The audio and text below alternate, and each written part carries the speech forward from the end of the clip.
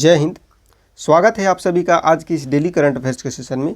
तो आज है 31 अक्टूबर 2025 और हर रोज़ की तरह फिर से हम लोग चर्चा करेंगे आज के 10 सबसे महत्वपूर्ण करंट अफेयर्स पर जो सभी प्रतियोगी परीक्षाओं के लिए उपयोगी है। आइए शुरू करते हैं आज के सेशन को। तो सबसे पहला प्रश्न है आज का, according to the global fire power index 2025 which country has the most powerful military in the world. यानी कि ग्लोबल फायर पावर इंडेक्स 2025 के अनुसार विश्व की सबसे शक्तिशाली सेना किस देश के पास है। तो इसको याद रखना है आपको, विश्व की सबसे शक्तिशाली सेना जो है अभी अमेरिका के पास है। ग्लोबल फायर पावर इंडेक्स 2025 ने जो है दुनिया की सबसे शक्तिशाली सेनाओं की सूची जारी की है, जिसमें अमेरिका को शीर्ष स्थान मिला है। यह रैंकिंग शक्ति, तकनीकी क्षमता, रक्षा बजट, मानव संसाधन और भू राजनीतिक प्रभाव के आधार पर तय की जाती है। रिपोर्ट के अनुसार रशिया और चाइना संयुक्त रूप से दूसरे स्थान पर है, जबकि भारत को चौथा स्थान प्राप्त हुआ है। भारत की रैंकिंग उसके रक्षा खर्च, सैन्य उपकरणों और वैश्विक प्रभाव के कारण मजबूत बनी हुई है। दक्षिण कोरिया की बात करें तो इस वर्ष इसे 5वां स्थान मिला है, जिससे यह एशिया की शीर्ष सैन्य शक्तियों में शामिल हो गया है। यह रिपोर्ट दिखाती है कि भारत लगातार अपनी रक्षा क्षमताओं में सुधार कर रहा है और विश्व स्तर पर एक प्रमुख सैन्य शक्ति के रूप में उभर रहा है। नेक्स्ट प्रश्न की बात करें, who received the knighthood honour from princess Anne for outstanding contribution to the cricket. Cricket में उत्कृष्ट योगदान के लिए प्रिंसेस एनी से नाइटहुड की उपाधि जो है किसे मिली है। तो इसको याद रखना है, जेम्स एंडरसन को ये उपाधि मिली है। इंग्लैंड के ये दिग्गज तेज गेंदबाज हैं जेम्स एंडरसन। इनको जो है क्रिकेट में उनके असाधारण योगदान के लिए प्रिंसेस एनी ने विंडसर कैसल में आयोजित एक समारोह में नाइटहुड की उपाधि से सम्मानित किया। यह उपाधि इंग्लैंड क्रिकेट के इतिहास में उनकी उपलब्धियों की औपचारिक मान्यता है। एंडरसन इंग्लैंड के टेस्ट क्रिकेट इतिहास में सबसे ज़्यादा विकेट लेने वाले गेंदबाज हैं। उन्होंने अब तक 704 विकेट लिए हैं, जिससे वे विश्व स्तर पर मुथैया मुरलीधरन और शेन वॉर्न के बाद तीसरे सबसे सफल गेंदबाज बने हुए हैं। उनकी यह उपलब्धि न केवल इंग्लैंड बल्कि पूरी दुनिया में क्रिकेट के लिए प्रेरणा का प्रतीक मानी जाती है। एंडरसन को यह सम्मान खेल भावना, समर्पण और लंबे समय तक उच्च स्तर पर प्रदर्शन करने के लिए दिया गया है, जो उन्हें एक सच्चा क्रिकेट लीजेंड बनाता है। आज के अगले प्रश्न की बात करते हैं, which organization is being reclassified by the Indian government to introduce new Ratna categories. यानी कि भारत सरकार किस संगठन के वर्गीकरण में नई रत्न श्रेणियां जोड़ने की योजना बना रहा है। तो इस क्वेश्चन का राइट आंसर है, इसको आपको याद रखना है, सार्वजनिक क्षेत्र उपक्रम में भारत सरकार जो है सार्वजनिक क्षेत्र उपक्रम के जो है वर्गीकरण में नई रत्न श्रेणियों को जोड़ने की योजना बना रहा है। भारत सरकार सेंट्रल पब्लिक सेक्टर एंटरप्राइजेज के वर्गीकरण और प्रदर्शन मूल्यांकन में संशोधन करने की योजना बना रही है। इस पहल के तहत वर्तमान महानवरत्न और नवरत्न और मिनी रत्न स्टेटस के अलावा 2 नई रत्न श्रेणियां जोड़ी जाएगी। यह कदम सार्वजनिक उपक्रमों की प्रतिस्पर्धात्मकता को बढ़ाने और प्रदर्शन के आधार पर अधिक सटीक वर्गीकरण प्रदान करने की दिशा में उठाया गया है। इससे केंद्र सरकार को रणनीतिक और आर्थिक रूप से मजबूत CPSEs को नई पहचान देने में मदद मिलेगी। इस प्रस्ताव की समीक्षा कैबिनेट सेक्रेटरी TV सोमनाथन की अध्यक्षता में 10 सदस्यीय समिति करेगी। रिपोर्ट जो है 2026-27 के केंद्रीय बजट से पहले आने की संभावना है, जिसमें CPSEs के ढांचे में बड़े सुधारों की नींव रखी जा सकेगी। नेक्स्ट प्रश्न की बात करते हैं, which university released the 2025 list of the world's top 2% scientist including 6,239 Indians. यानी कि किस विश्वविद्यालय ने 2025 में विश्व के शीर्ष 2% वैज्ञानिकों की सूची जारी की, जिसमें कि 6,239 भारतीय शामिल हैं। तो इसको आपको याद रखना है, ये है स्टैनफोर्ड यूनिवर्सिटी। किसने? स्टैनफोर्ड यूनिवर्सिटी ने। स्टैनफोर्ड यूनिवर्सिटी ने अपनी वार्षिक टॉप 2% साइंटिस्ट लिस्ट जो है 2025 जारी किया है, जिसे प्रसिद्ध प्रोफेसर जॉन ईओएनिडिस के द्वारा तैयार किया गया है। यह सूची हर साल विश्व भर के वैज्ञानिकों के शोध प्रभाव के उदाहरणों के आधार पर बनाई जाती है। इस रैंकिंग में इल्जेवियर्स स्कोपस डेटाबेस का उपयोग किया गया है और इसमें एक कंपोजिट मेट्रिक सिस्टम पर तैयार किया गया है। यह मेट्रिक वैज्ञानिकों के प्रभाव, उद्धरण और उनके द्वारा किए गए अनुसंधान की गुणवत्ता का मूल्यांकन करता है। 2025 की सूची में 6,239 भारतीय वैज्ञानिकों को स्थान मिला है। इनमें से कई IITs, IIScs और प्रमुख शोध संस्थानों से हैं। विशेष रूप से भारत के 288 वैज्ञानिक शीर्ष 10 रैंकिंग में शामिल है, जो देश की अनुसंधान क्षमता और वैश्विक प्रभाव को दर्शाता है। आज के अगले प्रश्न की बात करते हैं। How many countries signed the United Nations convention against cyber crime इन 2025? 2025 में कितने देशों ने साइबर अपराध के खिलाफ संयुक्त राष्ट्र कन्वेंशन पर हस्ताक्षर किए? तो टोटल 72 देशों ने जो है हस्ताक्षर किए हैं। हनोई में आयोजित एक महत्वपूर्ण बैठक में 72 देशों ने संयुक्त राष्ट्र के साइबर क्राइम विरोधी कन्वेंशन पर जो है हस्ताक्षर किए हैं। यह संधि बढ़ते साइबर अपराधों और डिजिटल खतरों से निपटने के लिए दुनिया का पहला यूनिवर्सल लीगल फ्रेमवर्क मानी जा रही है।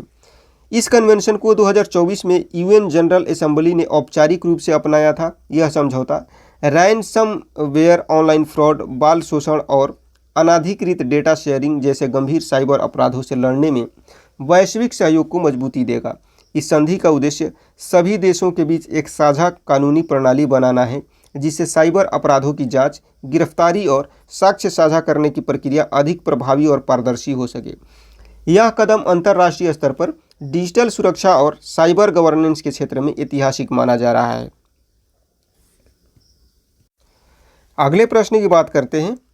Which company has launched UPI payment support for NRIs using international mobile numbers? यानी कि किस कंपनी ने अंतर्राष्ट्रीय मोबाइल नंबर का उपयोग करने वाले NRI के लिए UPI पेमेंट सपोर्ट लॉन्च किया है? तो ये लॉन्च किया है पेटीएम ने। किसने? पेटीएम ने। पेटीएम ने अब अंतर्राष्ट्रीय मोबाइल नंबर इस्तेमाल करने वाले NRIs के लिए UPI पेमेंट सपोर्ट लॉन्च किया है। इससे 12 देशों के NRI जो है भारत में आसानी से UPI के माध्यम से डिजिटल भुगतान कर सकेंगे। इस सुविधा के तहत NRI उपयोगकर्ताओं को अपने NRE या NRO बैंक खातों को पेटीएम ऐप के माध्यम से UPI इकोसिस्टम से लिंक करना होगा। इसके बाद वे अपने अंतर्राष्ट्रीय मोबाइल नंबर का उपयोग करके भारत में किसी भी UPI सक्षम व्यापारी को भुगतान कर पाएंगे। यह कदम भारतीय डिजिटल पेमेंट सिस्टम को वैश्विक स्तर पर पहुंचाने की दिशा में एक बड़ा परिवर्तन माना जा रहा है। इससे भारत के UPI यानी कि यूनिफाइड पेमेंट्स इंटरफेस की अंतर्राष्ट्रीय स्वीकृति बढ़ेगी और भारतीय प्रवासियों के लिए भुगतान प्रक्रिया और सरल हो जाएगी। अगला प्रश्न है आज का।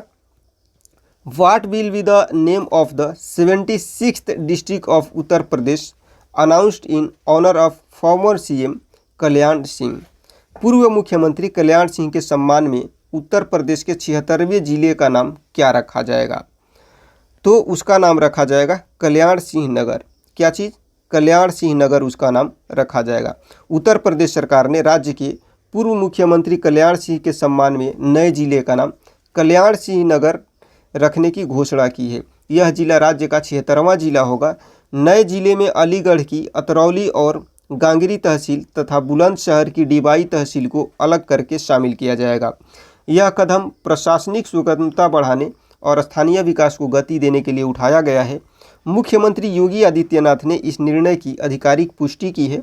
कल्याण सिंह नगर का गठन उनके योगदान और जन सेवा की स्मृति में किया गया है। यह घोषणा उत्तर प्रदेश के प्रशासनिक ढांचे में एक ऐतिहासिक परिवर्तन मानी जा रही है। Which Indian organization designed the country's first indigenous software-defined radio that the Indian Army signed an agreement to procure? भारतीय सेना ने जिस पहले स्वदेशी सॉफ्टवेयर डिफाइंड रेडियो की खरीद के लिए समझौता किया उसे किस संगठन ने डिजाइन किया है? तो इसको याद रखिएगा, इसे डिजाइन किया है डीआरडीओ ने। किसने? डीआरडीओ ने इसे डिजाइन किया है। भारतीय सेना ने डीआरडीओ यानी कि defence research and development organisation के द्वारा डिजाइन किए गए और भारत इलेक्ट्रॉनिक्स लिमिटेड के द्वारा निर्मित पहले स्वदेशी सॉफ्टवेयर डिफाइंड रेडियो की खरीद के लिए एक महत्वपूर्ण अनुबंध पर हस्ताक्षर किए हैं। यह एसडीआर संचार तकनीक में आत्मनिर्भरता की दिशा में भारत का बड़ा कदम है। यह प्रणाली भारतीय सेना को सुरक्षित, एन्क्रिप्टेड और रियल टाइम कम्युनिकेशन की सुविधा देगी, जिससे सैन्य अभियानों की दक्षता और समन्वय में अभूतपूर्व सुधार होगा। डीआरडीओ ने इसे अपने इंटीग्रेटेड डिफेंस स्टाफ और तीनों सेनाओं के सहयोग से विकसित किया है। यह प्रणाली इंडियन रेडियो सॉफ्टवेयर आर्किटेक्चर पर आधारित है और इसे IRSA स्टैंडर्ड 1.0 के रूप में लॉन्च किया गया है, जो संयुक्त संचालन में इंटरऑपरेबिलिटी सुनिश्चित करता है। आज के अगले प्रश्न की बात करते हैं। For which crop season did the union cabinet approve NBS rates for fertilisers for 2025-26? केंद्रीय कैबिनेट ने 2025-26 के लिए किस फसल सीजन के उर्वरकों हेतु NBS दरों को मंजूरी दी है? तो इसको याद रखिएगा, रबी फसल के सीजन के लिए यह मंजूरी मिली है। रबी सीजन के लिए केंद्रीय कैबिनेट जो है इसने रबी सीजन 2025-26 के लिए फॉस्फेटिक और पोटैशिक उर्वरकों हेतु पोषक तत्व आधारित सब्सिडी दरों को मंजूरी दी है। यह निर्णय किसानों को उचित मूल्य पर उर्वरक उपलब्ध कराने के उद्देश्य से लिया गया है। प्रधानमंत्री नरेंद्र मोदी की अध्यक्षता में हुई कैबिनेट बैठक में यह प्रस्ताव पारित किया गया। यह योजना 1 अक्टूबर 2025 से 31 मार्च 2026 तक लागू रहेगी। इसके लिए 37,952.29 करोड़ का अनुमानित बजट निर्धारित किया गया है, जो पिछले खरीफ सीजन की तुलना में 736 करोड़ अधिक है।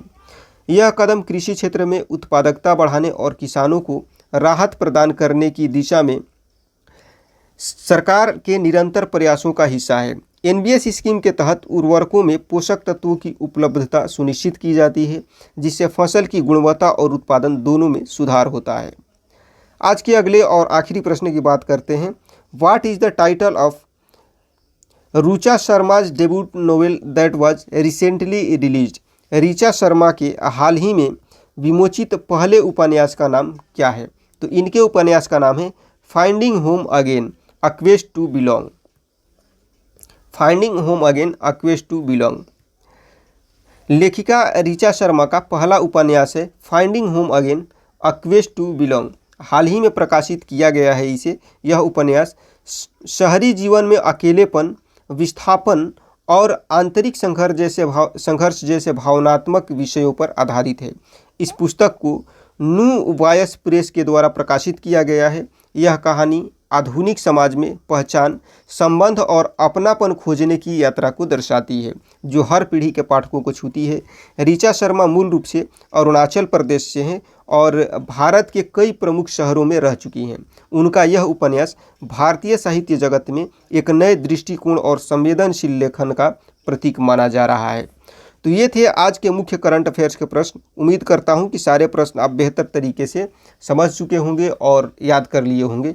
तो क्लास आपको कैसा लगा कमेंट सेक्शन में मेंशन करना ना भूलें। अच्छा लगा हो तो लाइक करें, हेल्पफुल लगा हो तो शेयर करें, और यदि आप हमारे चैनल पर नए हैं और आपको लगता है कि हम आपकी प्रतियोगी परीक्षा की तैयारी को और बेहतर बना सकते हैं तो चैनल को सब्सक्राइब करना ना भूलें। मिलते हैं आपसे नेक्स्ट क्लास में, तब तक के लिए सबको जय हिंद।